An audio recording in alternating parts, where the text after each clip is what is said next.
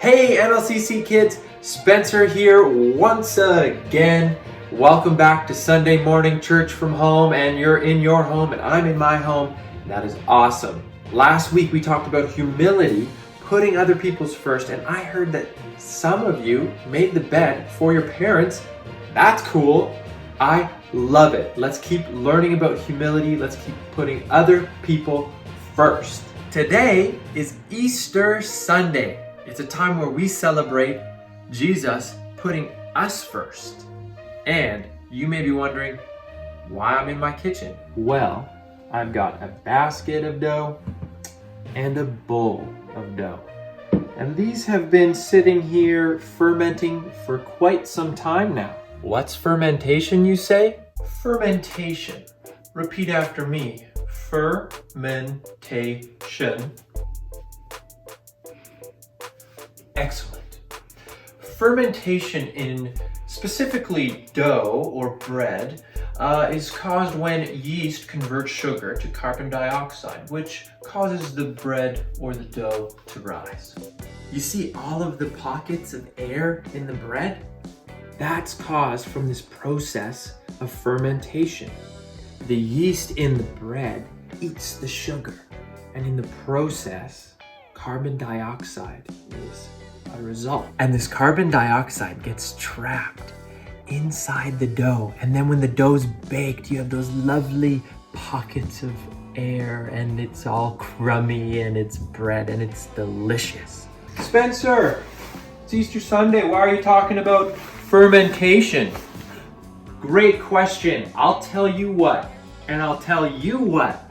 I'll tell you more about dough and fermentation, but after you learn more about how Jesus put us first on Easter Sunday. So without further ado, we've got a song coming up. There's no dancers for this one, but I bet if you sing loud enough, you can let the world know that it's Easter Sunday.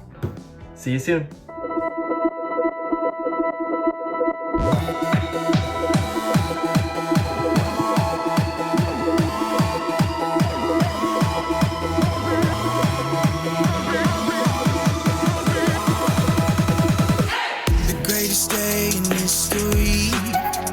Death is beating, you have rescued me. Sing it out, Jesus is alive. The empty cross, the empty grave, life eternal, you have won the day. Shout it out, Jesus is alive. He's alive. Oh, happy day, happy day. You wash my sin away. Oh, happy day, happy day. I'll never be the same. Forever I'm changed. I'll never be the same. When I stand in that place, realize meeting face to face, I am yours. Jesus, you are mine.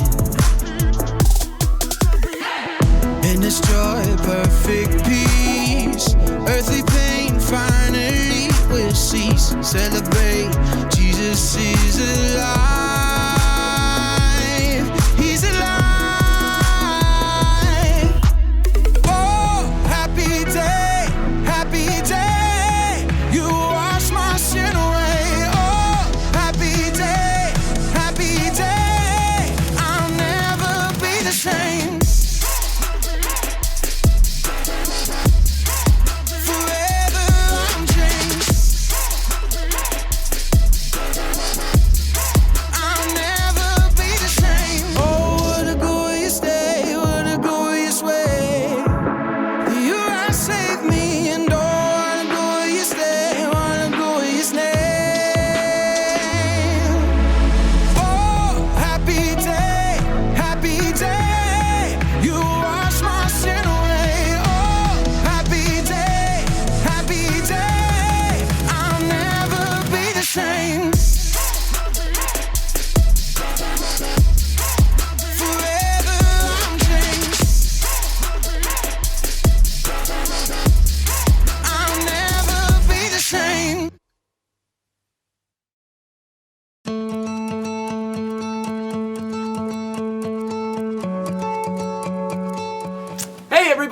It's me, Jacob, but you can call me Jake, because, well, that's what everybody calls me. Happy Easter! Wait a second, am I upside down or are you? I know what's happening. Somebody's playing an April Fool's Month joke on old Jakey. Well, you got me. All right. There we go. So today, I'm gonna talk about humility. Humility is putting others first by giving up what you think you deserve. Easter is the perfect time to talk about humility because it's the day that Jesus totally gave up what he deserved when he... Oh! Ow! Okay. All right, neck. It's you and me now. Oh! All right, that's fine. You wanna play? Let's play.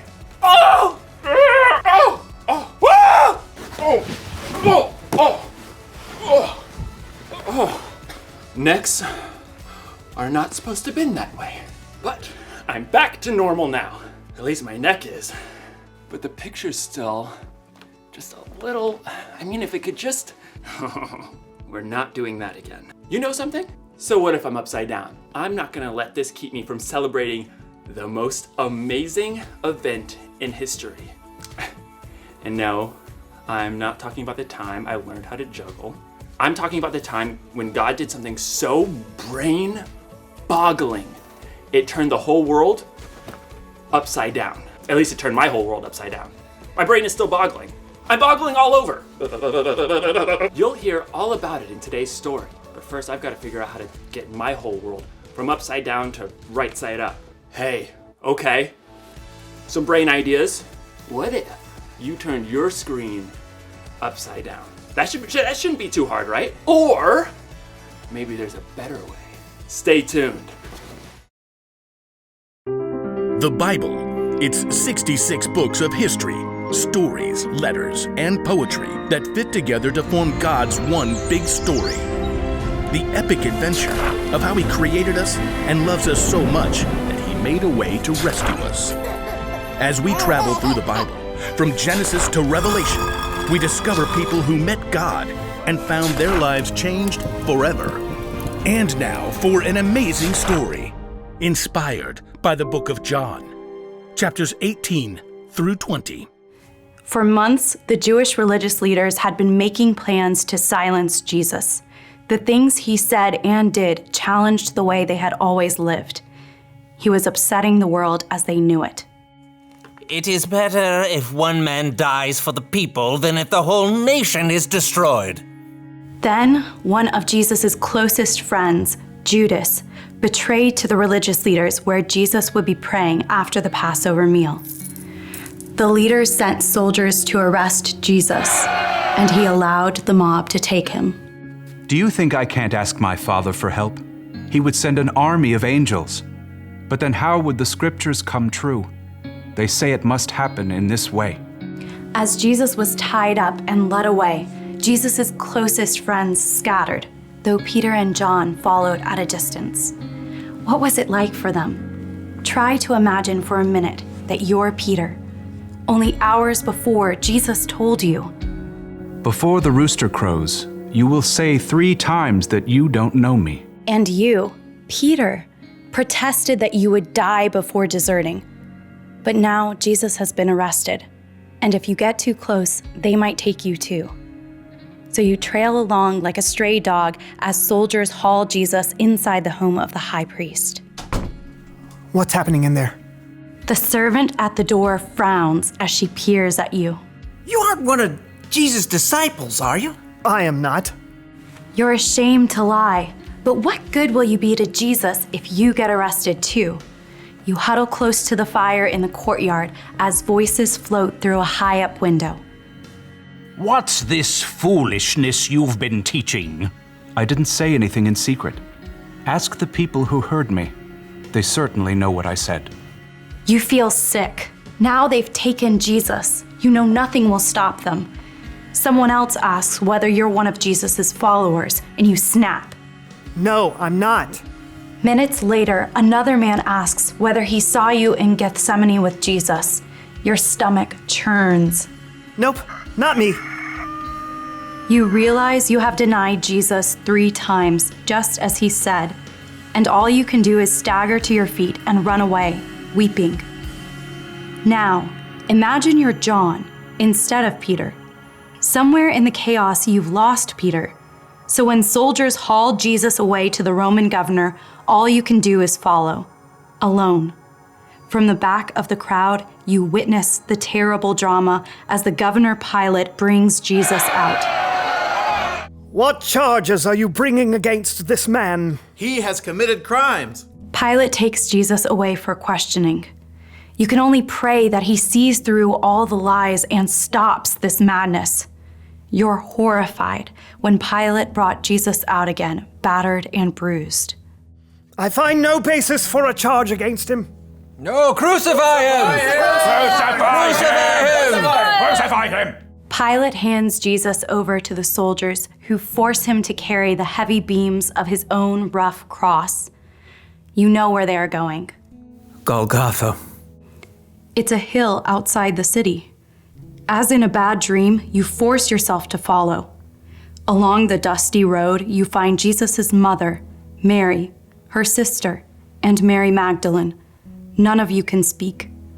You arrive at Golgotha in time to see soldiers nail Jesus to the wooden bars with heavy spikes and raise the cross up high.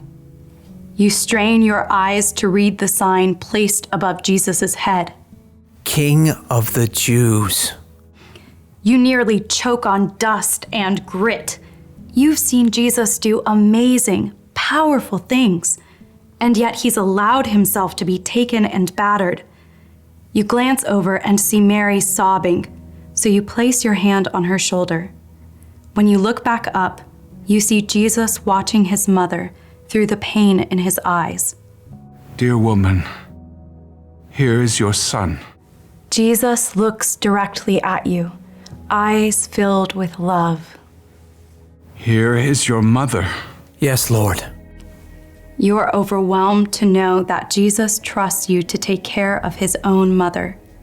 But the terrible truth sinks in. Jesus knows that he will die. He's planning on it, just as he's been saying for weeks. A short time later, you see him lift his gaze to heaven. It is finished. Then he bows his head, and you can see the life leave his body. All the air seems to leave your own lungs too. You thought Jesus was God's chosen one. How can he be dead? Now, as we move ahead, imagine you're Mary Magdalene, one of Jesus' close followers. Unlike so many others, you've dared to stay there, at the cross. And once Jesus is dead, you dare to follow the men who take his body for burial, Joseph of Arimathea and Nicodemus. A garden tomb. The evening has faded, and it's now the Sabbath. You want to honor Jesus by anointing his body with spices, but it will have to wait until the Sabbath is over. So you stay hidden indoors until early Sunday morning, then you make your way through the dark streets. The stone. What will I do about the stone? As you arrive, you recall that a heavy stone was rolled to block the entrance of the tomb, but now... It's gone!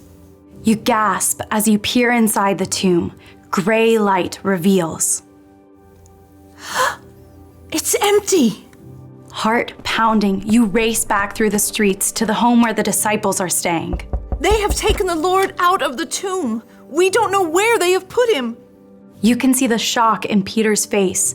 John gapes, and then they both begin to run to see for themselves. At a loss, you follow slowly, weighed down with exhaustion and confusion. When you reach the garden, you see Peter and John ahead, trying to make sense of it. You hang back as they leave again. What more is there to say? As the first rays of dawn light up the garden, you reach the tomb. Tears spill down your face as you bend to look inside once more. 2 figures in radiant white sit where Jesus' body lay. You can't even begin to think what this means. Woman, why are you crying? They have taken my Lord away. I don't know where they've put him. You turn away to catch your breath and find another man standing right there. At first you think Peter or John has returned, but it's not one of them. Maybe it's a gardener. Woman, why are you crying? Who are you looking for? Sir, did you carry him away? Tell me where you put him, then I will go and get him. Mary. The moment he speaks your name, you see, you understand. It's Jesus. Teacher! You fling yourself at his feet because there isn't anything else you can do. Gently, he touches your shoulder. Do not hold on to me. I have not yet ascended to the Father. Instead, go to those who believe in me. Tell them, I am ascending to my Father and your Father, to my God and your God. You rise to your feet, still weeping, but your tears are full of joy. You start to run again because you can't wait 1 second more to deliver the news. I have seen the Lord. Jesus chose to face death for those he loved, and now he's defeated it. Jesus is alive. It's the best news ever for everyone across all time. I don't know about you, but every time I hear the Easter story, my brain literally explodes. Well, not like literally. I mean like figuratively, literally. Seriously, think about it. When God made the first 2 people ever, he told them if they ever ate fruit from the bad tree, they would surely die. Well, they did it anyway, and they died. And they stayed dead, because that's how death was supposed to work. So did everyone who came after them. Abraham died. Moses. All these people died and they stayed dead because that's how death was supposed to work. But then came Jesus. When Jesus died, everyone thought he was going to stay dead too. But God can do stuff that nobody else can do. So he rolled away the stone and brought his son back to life. I'm getting lightheaded just thinking about it. Jesus is so strong, not even death can stop him. So it's kind of like everything's upside down in this story too. Jesus dying when he didn't do anything wrong is upside down. Jesus coming back from the dead is upside down. Even I'm upside down. Whoa, all right, okay. I'm gonna get back up now. I'm getting really lightheaded. Oh.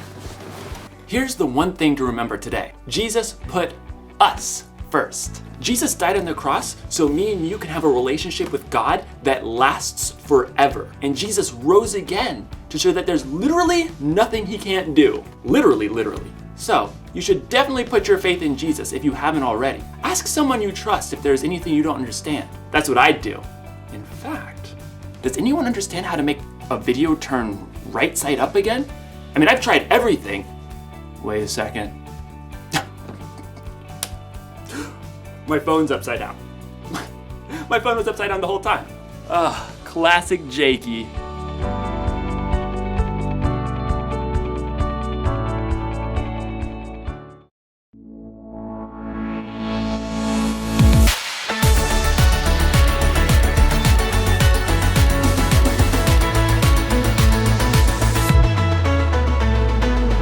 You make the darkness run and hide. You bring the broken back to life. Only you can, only you can. You set me free from every chain. You fill my heart with songs of praise. Only you can, only you can. Jesus, you're the only reason that I'm even breathing. I am wide awake. My heart beats only for your glory. My hands reach up for you to hold me. My soul sings, Father, you are holy. My feet dance to your rhythm, to your rhythm. Every beat is calling out your name.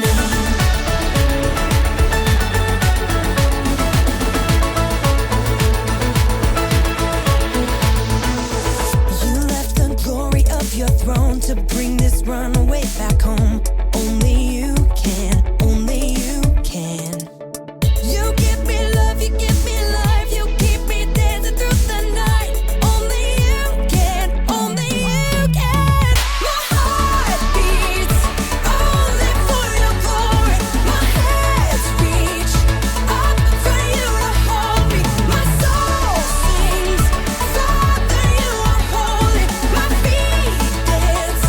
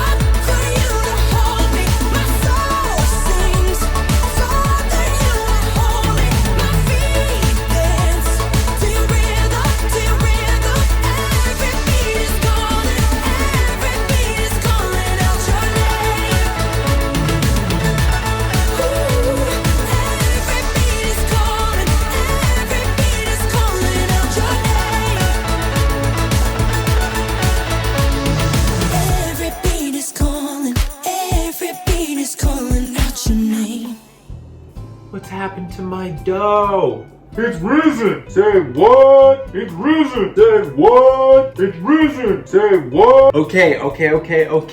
Check this out. You remember fermentation? How that yeast is eating up the sugar and creating carbon dioxide? This is the perfect picture of Easter. See, Jesus said on the night he was betrayed to his disciples to take bread, that it represents his body.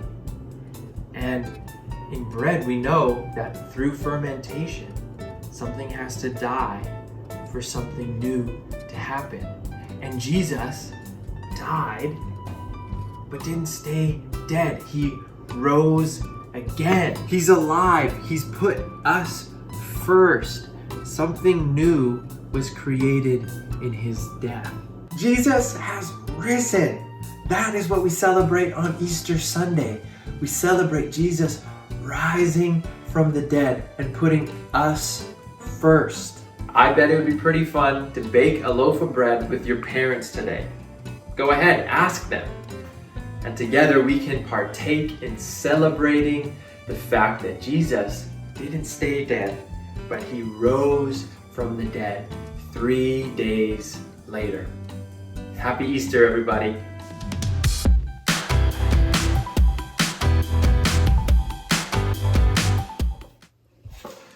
Oh, hey guys.